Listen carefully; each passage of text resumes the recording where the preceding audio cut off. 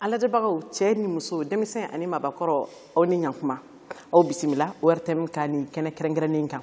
ORTM ni kɛn yɛrɛ ye kunnafonidila dɔw y'u bolo di ɲɔgɔn ma ni ka Mali kura taasira kɛnɛ sigi o tɛ dɔwɛrɛ si ye o de ye ka yira malidenw na ka fɔ ko ka bɔ 2021 san kɛrɛnkɛrɛnnenya la juin kalo tile 7 kana bila ni waati in na san kelen ɲɔgɔn na o de filɛ ni tantɔ ka fɔ ko colonel Asimi Goïta ale ye kɛlɛkɛsiɲɛ kɛ ni ka jamanakuntigiya ka o jɔyɔrɔ fa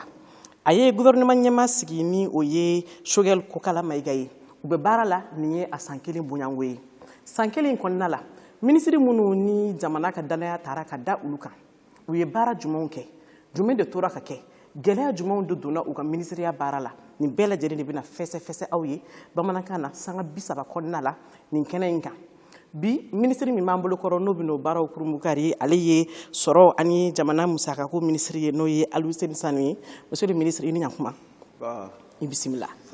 alhamdulillah nin baara in kalifalen bɛ ORTM na an y'a fɔ ɲɛna k'a fɔ k'ani kɛn yɛrɛ ye kunnafonidilaw fana bolo bɛ ɲɔgɔn bolo o tuma na n balimakɛ ale bɛ n bolo kɔrɔ yan n'o ye Kassim Tarawele ale ni ne de bɛna la ɲininkaliw tɛnku ministre la Kassim i ni ɲankuma n b'a ni ɲankuma i bisimila ORTM ka kɛnɛ kan alhamdulillah monsieur le ministre ayiwa ɲininkali fɔlɔ min b'an bolo ka tɛnku i la o de ye Mali kɔnɔna la yan an bɛ don min na komi bi an bɛɛ b'a dɔn k'a fɔ ko gɛlɛya caman bɛ Mali kan nka ka kɛ sɔrɔ ministre ye baara nɔgɔn don wa baara nɔgɔn tɛ ka kɛ sɔrɔ ministre baara nɔgɔn tɛ mais ani ko kuma ani ka kuma jaabi n bɛ maliyɛnw bɛɛ fo minnu bɛ ka an lamɛn nin période in na vraiment ka kɛ Mali sɔrɔ ministre ye bi a ka gɛlɛn mais baara mun don an b'a jigin ani baara tɔw bɛɛ ye kelen parce que mɔgɔ n'i bɛ jamana kɔni kɔnɔ f'i jɔyɔrɔ dɔ ka k'i la donc an y'a ye an bɛ gouvernement mun kɔnɔ gouvernement in bɛɛ hakilina ye kelen ye u bɛɛ taasira ye kelen ye gouvernement in kɛlen ka a ka baara bolodali kɛ jamanadenw bɛɛ ye faamuyali sɔrɔ o la u bɛɛ y'u engagé an kɔfɛ o de bɛ ka to baara in ka nɔgɔ an ma dɔɔnin bi ni an bɛ ka se ka nɔ bɔ a la bi bɛɛ lajɛlen sigilen don ka Mali filɛ maa caman yɛrɛ tun bolo k'an tɛ bi sɔrɔ kabini min ye embargo taara ka da jamana in kan aw ka musakaw bɔ yɔrɔ jumɛn yaasa ka se ka mɔgɔw sara an dun b'a dɔn k'a fɔ ko Mali wakanden datugulen don BCEAO fɛ o ɲininkali diyara n ye effectivement n'i ye jateminɛ kɛ cogoya dɔ la i b'a fɔ ko ni ani BCEAO ka baaraɲɔgɔnya jɔra dɔrɔn a bɛ se ka na ni gɛlɛya ye mais o ye a ye k'a fɔ i ma yɔrɔ dɔ jateminɛ a la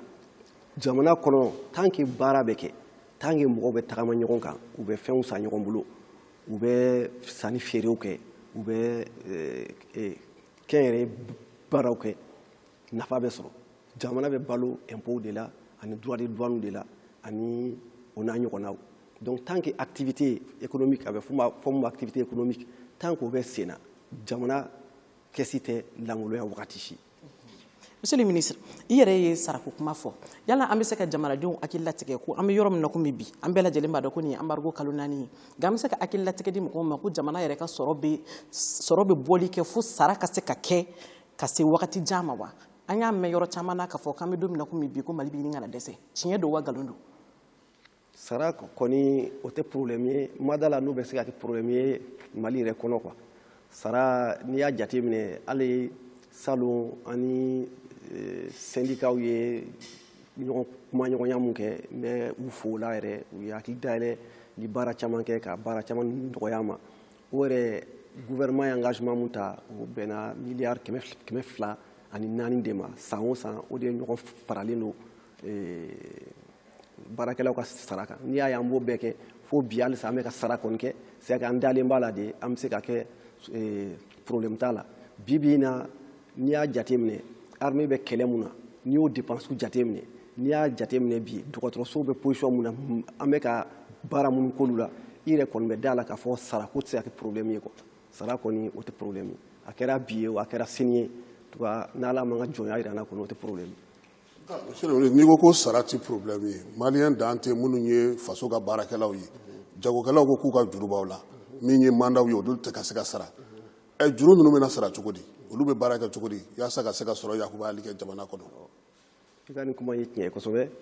mais mandat sara la mandat caman sara la parce que n'i y'a jateminɛ don min na embargo bɛ kɛ Mali kan 9 janvier o y'a sɔrɔ crise caman de bɛ Mali kɔnɔ gɛlɛya caman de bɛ yen d'abord le fait que crise institutionnelle kɛra ani jamana ni bailleurs de fonds minnu bɛ baara kɛ olu y'u ka baara caman jɔ parce que olu ka sariya de ye f'u ka tila ka segin ka na sɛgɛsɛgɛli dɔw kɛ pour que aw ka segin ɲɔgɔn ma crise sécuritaire min b'an fɛ yan c'est-à-dire kɔrɔnfɛla ni an ka jamana camancɛla gɛlɛya minnu tun bɛ yen olu crisesw bɛɛ b'a to hali douane tɛ se ka kɛ frontière caman na donc an bɛ se ka 400 milliards ɲɔgɔn de n bɛ se k'a fɔ an tun t'o de sɔrɔ ka da crise in kan n'i y'a jateminɛ bana minnu nana ko covid a ye kɔfɛ jamana caman sɛgɛn olu dun de bɛ fɛn caman kɛ feere fɛn caman lase jamana tɔw ma comme n'a kɛra i n'a fɔ blé i n'a fɔ pétrole i n'a fɔ produit caman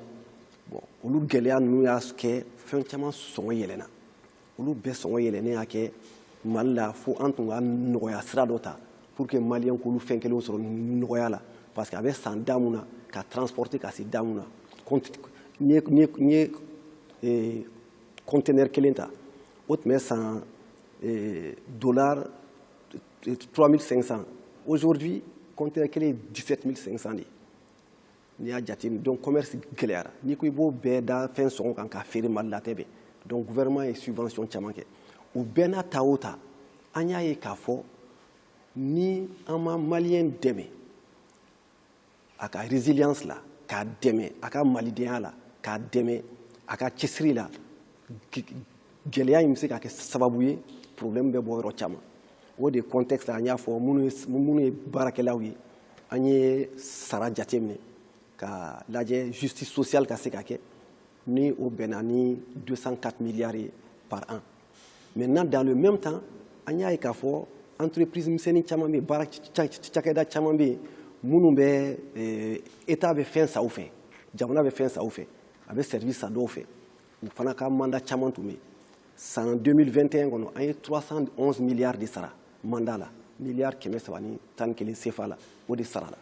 n'i y'a jateminɛ 2020 31 décembre mandat mun tun bɛ a ka ca ni 400 milliards 31 décembre 2021 n'i y'a jateminɛ an tun bɛ miliyari 278 de la n'i ye avril 30 avril ta an bɛ miliyari 290 de la o b'a jira k'a fɔ vraiment mandatw bɛ ka sara gɛlɛya in bɛ yen cogo o cogo tant que an bɛ mandat in sara tant que sara bɛ ka kɛ économie bɛ munumunu tant que a bɛ munumunu état b'a ta sɔrɔ jamana bɛ to munumunu de. Halisa an bɛ to kɛnyɛrɛyew ta hukumu kɔnɔna la fɛɛrɛ wɛrɛ jumɛnw tigɛlen bɛ e ka minisiriso fɛ min b'a to halisa kɛnyɛrɛyew ka baara bɛ se ka yakubaya cogo min na. Kɛnyɛrɛyew de ye jamana base yɛrɛ ye parce que an bɛ jamana minnu kɔnɔ yan état ta ye ka nɔgɔya de kɛ pour que kɛnyɛrɛyew ka se ka baara kɛ ka ɲa état bɛna ni nɔgɔya minnu ye o ye ka sirabaw da ka courant nati ka kɛnɛya di mɔgɔw ma ka sariyaw ta ka bɛɛ kɛ kelen ye tant que état b'o baara kɛ kɛnyɛrɛye bɛɛ t'a ɲɛ o sariya o hukumu kɔnɔna la an ye sariya bolo caman ta k'a da ministère de la justice kan pour que les pôles économiques u ka se ka baara kɛ plus facilement an ye sariya bolo caman ta pour que la lutte contre le blanchiment nɔgɔya ka se ka k'a la an ye sariya bolo caman ta pour que même investissement code des investissements code des douanes code des impôts ka nɔgɔya don nin bɛɛ kɔnɔ pour que u ka se ka entreprise créer san hakɛ minnu na n'u tɛ impôt sara impôt façon minnu t'o jiginna en tout cas nɔgɔya caman kɛra ninnu baara kɔnɔna la pour que kɛnyɛrɛye mɔgɔw ka se ka u yɛrɛ sɔrɔ fɛn kɔnɔna an ka baara in kɔnɔna la an ka se ka taa ni ɲɔgɔn ye quoi. Monsieur le ministre ko k'aw bɛ juru sara baarakɛla caman bɛ yen partant volontaire ni compressé ICOMA ni Comatex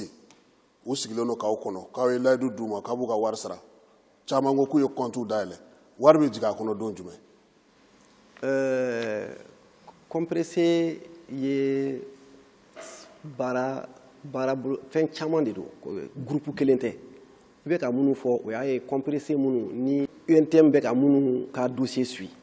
o ye wala ka dossier minnu kɔrɔ don o ye dossier o ye société 5 de ye o ye ITEMA UCOMA Comatex Azalaï Tombouctou ani SMECMA o dossier an n'u y'o fɛsɛfɛsɛ o fɛsɛfɛsɛra ka ban fonction publique y'a lajɛ an y'a lajɛ compte dira problème t'o la o sarali bɛna daminɛ mun ye Azalaï Tombouctou o fana dossier o compte dira o fɛsɛfɛsɛra problème t'o la o fana paiement bɛna commencer maintenant mun ye UCOMA ta ye problème dɔɔni de sɔrɔl'o la d'abord compte ninnu a bɛɛ ma sɔrɔ compte bɛɛ ma sɔrɔ et puis bɛn ma kɛ tɔgɔ dɔw kan u yɛrɛ dama ni ɲɔgɔn cɛ o sɛgɛsɛgɛliw bɛ sen na en même temps mɔgɔ hakɛ dɔ bɛ yen mɔgɔ 449 minnu tun ye baara bila kabini entreprise nin dayɛlɛlen don directeur kɔrɔ min tun bɛ yen a tun y'olu bila mais an ni UNTM ka échange kɔnɔ UNTM y'a jira k'a fɔ a ka d'u ye an k'a lajɛ olu kɔni fana u bɔra baara la cogoya dɔ la même ni tribunal da donna la fɛn bɛɛ kɛra n'an bɛ se k'a lajɛ nɔgɔya min bɛ k'a la gouvernement sɔnna k'a fɔ an bɛ olu ta ka nɔgɔya k'a la mais an nana ye k'a fɔ sisan fɛn kelen mun kan ka di tɔw ma u y'a jira ko k'o kelen d'u bɛɛ ma bon an ko bon ni nɔgɔya ko de don fo an ka lajɛ an bɛ se ka nɔgɔya kɛ ka dɔ de sara mais a tɛna se k'a fɔ k'olu fana ka hakɛ ni minnu ta ni difficulté t'a la o tɛna kɛ kelen ye donc discussion de bɛ UCOMA t'a la bon ITEMA ni Comatex sisan an ma o compte bɛɛ sɔrɔ fɔlɔ pour que ka se ka baara kuncɛ olu kan parce que n'i ye nin bɛɛ fara ɲɔgɔn kan ni société 5 ta 5 milliards et quelques de kan ka sara on a dit qu'il n'y a aucun souci c'est a ka sara u ka droit de don mais pour éviter que kana fɛn sara ko caman parce que ne tun bɛ baara kɛ banque de la an ka sariya dɔ bɛ yen ko qui paye mal paye 2 fois ko n'i ma sara ka ɲa i b'a sara tuguni donc o de kama an b'a fɔ fo numéro de compte ka di a montant ka sɛbɛn bɛɛ bolonɔ ka bila a la a ka sara compte la parce que an y'a ye période tɛmɛnen na État tun ye sarali kɛ huissier dɔw ye ou bien avocat dɔw ye wari bɛɛ ma se ka se a se yɔrɔ wa o ma fɛn bɔ an ka sarata la bi o tɛna fɛn bɔ an ka sarata la bi o de y'a to an ko an k'an jilaja an ka baara kɛ siɲɛ kelen ka jɛya passe tɔgɔ ka di numéro de compte ka di montant mun kan ka d'a tigi ma o ka sɛbɛn comme ça an bɛ total kɛ an bɛ bɛn a bɛɛ la a bɛ sara fɛn mun kɔni don an ka engagement de don an kan ka sara an y'a ye fɛnɛ k'a fɔ ko dɛmɛbagajɛkulu dɔw bɛ yen i n'a fɔ Banque mondiale i n'a fɔ BAD a yɛrɛ k'a fɔ k'olu caman ye u ka baara jɔ jamana dɔw yɛrɛ fɛnɛ ko olu ka nafolo tɛ taa Mali ka ɲɛtaa sabatili la bilen an bɛ don min na komi bi yala funu kumaw de y'o ye walima sariya ko de don an bɛ fɛ ka ɲɛfɔli sɔrɔ o la dɔɔni ani baarada caman baara kɛ comme yɛrɛ y'a fɔ cogo min na Banque mondiale ani FMI ani BAD ani BID u banque ninnu ka sariya la ni rupture constitutionnelle kɛra c'est-à-dire élection ma kɛ président ka sigi u ka sariya dɔ bɛ yen ko OP 730 Banque mondiale b'o de appliquer OP 730 kɔrɔ baaraɲɔgɔnya min tun b'a ni ɲɔgɔn cɛ an b'a sonsoro hali an ka n'a lajɛ kan mun b'a da an k'a mɛn donc u bɛ ɲininka sɛgɛsɛgɛli la est-ce que i bɛ juru kɔrɔ ninnu i bɛ a reconnaître wa i sɔnna a ma wa est-ce que constitution mun b'i bara est-ce que i bɛ sɔn o ma wa ou bien i b'a fɛ k'o fana bɔ yen est-ce que donc sariya damadɔ bɛ yen a b'olu sɛgɛsɛgɛ i fana bɛ papiyew dilan ka taa cour suprême na olu k'o signer donc o baara in de bɛ se ka kalo 1 ta a bɛ se ka kalo 2 mois ta donc n'o wagati kɛra ni aw bɛnna la a bɛ na Mali kɛlen ka o problème ɲɔgɔn sɔrɔ août la u taara 2 mois kɔfɛ u nana an kɛlen ka ɲɔgɔn sɔrɔ mois de mai u taara u seginna ka na bi bi in na gɛlɛya mun b'a n'u cɛ dɔɔni o ye mun ye u ka sariya la jamana o jamana ni i ka juru hakɛ dɔ sara ni tile 45 tɛmɛna k'a sɔrɔ i m'a sara sariya la fo ka baaraɲɔgɔnya suspend tuguni pour que kana lajɛ mun y'a to a ma sara daluya jɔn b'i bolo est-ce que i bɛna se ka sara est-ce que i tɛna se ka sara bon an ta an ma se k'a sara u ka juru dɔw sara a bɛ tile 45 bɔ u fana ye a suspend k'a da mun kan an ka nafolo b'an bolo banque centrale la mais CEDEAO ni UEMOA ye sanction mun d'an kan u ko an tɛ se ka taa maga a la or an bɛ wari fɛn fɛn sara ninnu ye o bɛ bɔ o compte de la donc an bɛ k'an jɔ de dɔrɔn ni ani CEDEAO ni UEMOA bɛnna dɔrɔn ni sanction levera an b'u ka fɛnw sara sinon hali kɔsa in na dɔgɔkun tɛmɛnen o tun ye assemblée générale de assemblée de printemps parce que san o san banque mondiale ni FMI bɛ assemblée dɔ kɛ tilema u bɛ kelen kɛ décembre nettement u y'a jira k'a fɔ vraiment tun ka d'u ye Mali délégation ka taa mais comme an bɛ embargo kɔnɔ an y'a fɔ a ye ko train de vie de l'État an bɛ ka dɔgɔya ka taa ninnu réunion sugu la a ka gɛlɛn an b'a préféré k'u kɛ visio la donc ne yɛrɛ n'u ye visio kɛ pendant plus de 3 heures de temps an ye ɲɔgɔn kuma ɲɔgɔnya an yɛrɛ baara kura wɛrɛw boloda minnu ni si tɛ kelen donc ninnu kɔni ye kow de ye dɔrɔn minnu bɛ kɛ période dɔ kɔnɔ mais n'u tɛmɛtɔ don quoi. Monsieur le ministre, ni nisɔndiya bɛ maliyɛnw na o ye wolomasiri tabaw ka ko ye bɛɛ lajɛlen nisɔndiyalen don k'a sababu kɛ ni ye finitigi ye o bɛ ka taa ɲɛ a musaka bɛ bɔ min sabula an bɛ k'a mɛn maa caman da k'an ka sanu bɛ ka feere an ka dugu jukɔrɔ fɛn dɔw tɔnɔma dalen don wari in bɛ bɔ min joli de donna minɛnw na nin waati in na. An ka gouvernement sigilen y'a jira k'a fɔ ale ka baara fɔlɔ o ye jamana lakanani ye tant que jamana ma lakana foyi tɛ yen foyi tɛ se ka kɛ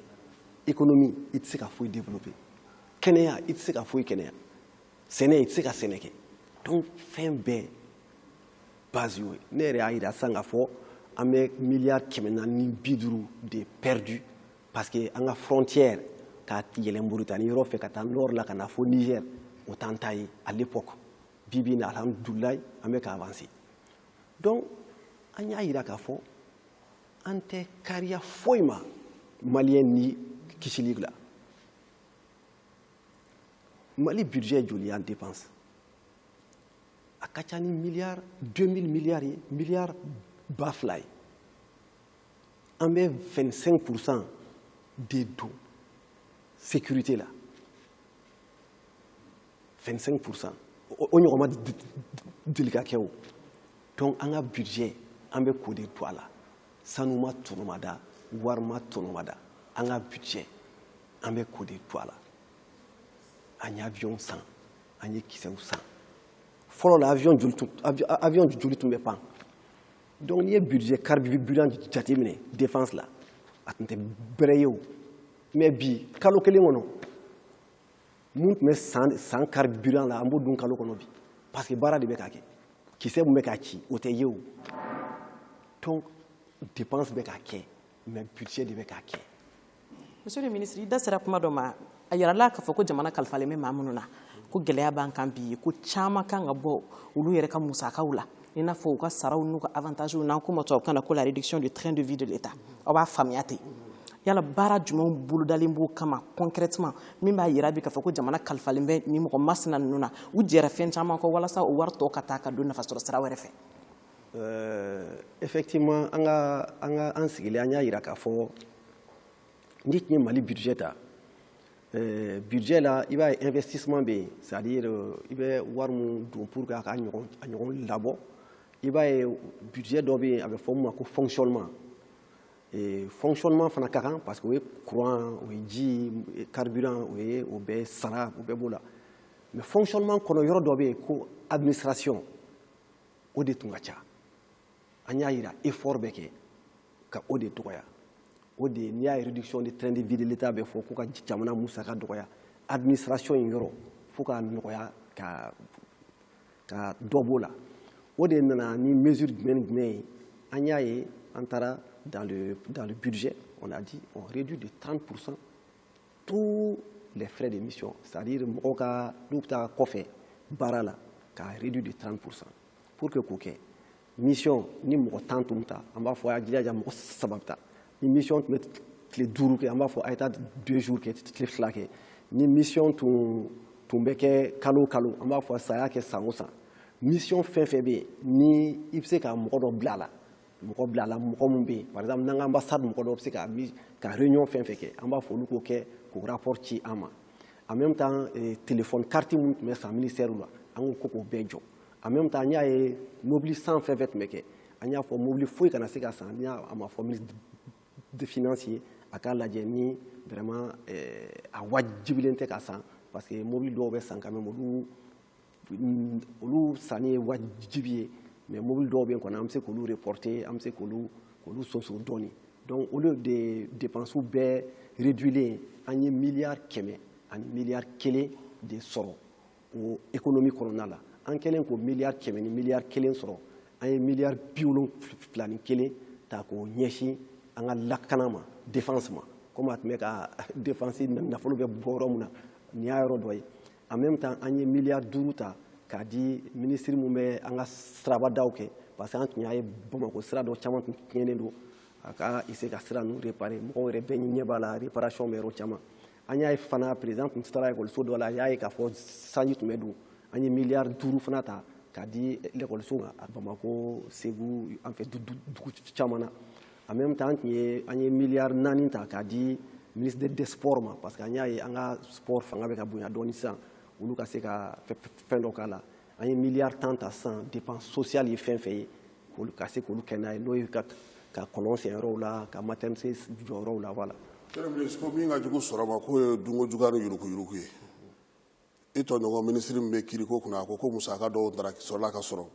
olu musakaw sɔrɔla wa u ma sɔrɔ wa joli de don a bɛna kɛ ka mun de kɛ. Effectivement yuruguyurugu ko a kɛlɛli man nɔgɔ et puis baara min don baara ɲɛmisɛn don kosɛbɛ bon en tout cas a ka baaraw taabolo la a sera ka baara caman kɛ fo bi na nafolo dɔw kan ka sɔrɔ an bɛ baara mun na bi o ye ka compte dɔ dayɛlɛ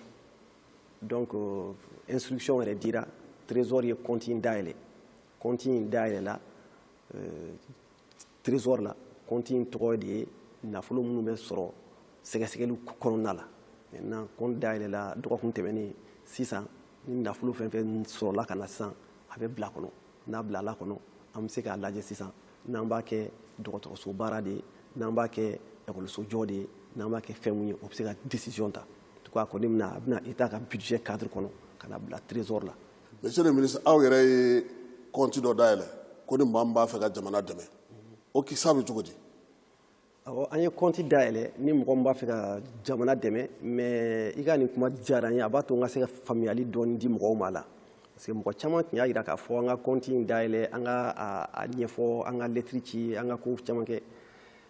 an y'a jira k'a fɔ an ma compte dayɛlɛ parce que dɔw wulila k'a fɔ yɛrɛ ko an minnu bɛ k'a fɔ k'a bɛ ka mɔgɔw dɛmɛ parce que n'i y'a jateminɛ an ye dɛmɛ caman kɛ mɔgɔw ye n'i ye malo an ye subvention min kɛ malo la pour que 510 000 tonnes de riz o ka don Mali kɔnɔ a bɛnna 16 milliards de ma n'i ye blé kelen in ta alikama in ta contrat mun b'a ni fɛn ninnu cɛ les meuniers là contrat mun b'a n'u cɛ ça coûte 75 milliards par tous les 3 ans c'est 25 milliards par an n'i ye gaz ta an bɛ subvention mun di 5 milliards de par an n'i ye produit tila fɛn fɛn ta même les services de santé les gratuits fɛn mun ye fu ye comme paludisme kɛlɛli césarienne a n'a ɲɔgɔn na 15 milliards chaque année an b'o de subvention di donc n'i y'a ye an bɛ o subvention bɛɛ di la mais mɔgɔw bɛ k'a fɔ ko an bɛ k'a fɔ an bɛ mɔgɔw dɛmɛ mais an bɛ tila ka taa fɔ ko mɔgɔw k'an dɛmɛ donc y'a ye donc an y'a jira k'a fɔ non an tɛna publicité k'a la mɔgɔ caman de wulila ka s'an ma caman sera hali président yɛrɛ ma caman sera premier ministre ma caman sera anw bɛɛ ma an b'a fɛ k'aw dɛmɛ an b'a kɛ cogo di bon a kɔni cɛman ye ministre dɔ ka fɛn dɔ minɛ k'a fɔ ko dɔ ye nin di trésor ka minɛ donc o ɲuman ye mun ye an ka compte dayɛlɛ an ye compte dayɛlɛ trésor la k'a fɔ ni mɔgɔ mɔgɔ b'a fɛ k'an dɛmɛ ni numéro de compte bɛ yen i ka dɛmɛ las'a kɔnɔ donc a yirala an ye moment k'a fɔ an tɛ ka kuma kɛ a compte in joli b'a kɔnɔ a bɛ ka kɛ mun ye donc o jaabi la an y'a décider tɛnɛn o tɛnɛn essor ni journal kelen wɛrɛ bɛ yen an ko an bɛ a solde bɔ o kɔnɔ donc bi na ne famana ma semaine passée an tun bɛ 1,1 million 5 hakɛ de la kabina wari bilali kɔni kɛra commencera mɔgɔw fɛ a kɔnɔ dɔrɔmɛ ma bɔ a la fɔlɔ k'a don dépense la. Monsieur le ministre, an y'a ye k'a fɔ ko nisɔndiya sɛbɛn o cira i n'a fɔ domaine directeur ma k'a yira k'a fɔ ko a kun kan ka musaka minnu ladon kalo 3 kɔnɔna la ko nisɔndiya kɛr'o la nka yala douane impôt n'a ɲɔgɔn gɛlɛya min bɛ Mali kan o n'a ta o ta musaka min bɛ ɲininiw fɛ yala o bɛ ka se k'a ladon jamana ka wagande kɔnɔna la wa? I ka nin kuma diyara n ye parce que n tun bɔ man di kuma la k'a sɔrɔ n m'an ka baarakɛlaw fo vraiment n'i y'a ye bi mɔgɔw b'a la fɔ ministre des finances a ka baara ka ɲi ou bien ni a baara ɲɔgɔn de don ne bɔra secteur privé de la ka na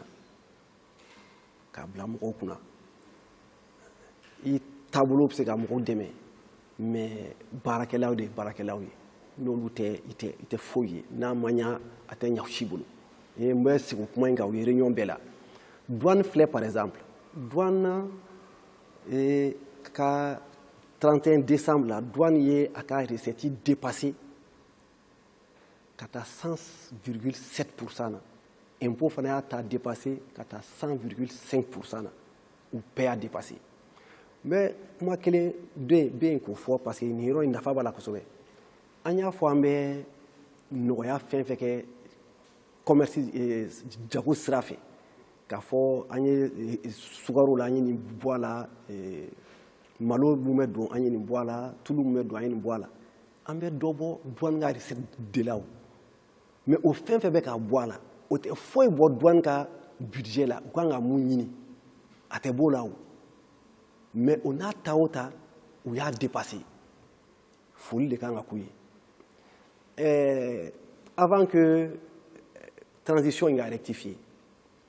an y'an jilaja cogo bɛɛ la an ma 50 milliards sɔrɔ kalo la miliyari 50 recette la décembre la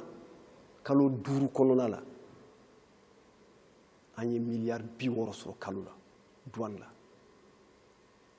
mars la embargo an ye mun sɔrɔ o de ɲɔgɔn tun bɛ sɔrɔ kɔrɔlen